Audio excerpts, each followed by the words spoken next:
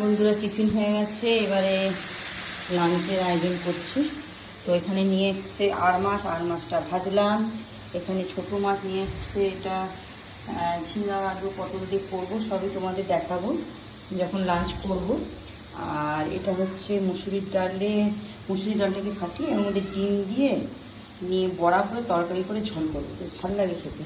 ঠিক আছে, চলো বন্ধুরা তাড়াতাড়ি রান্না করে নিই। হাজবেন্ডের আবার ডিউটি করে, ঠিক আছে।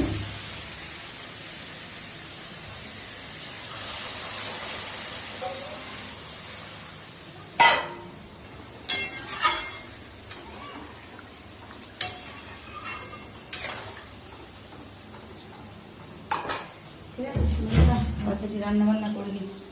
বন্ধুরা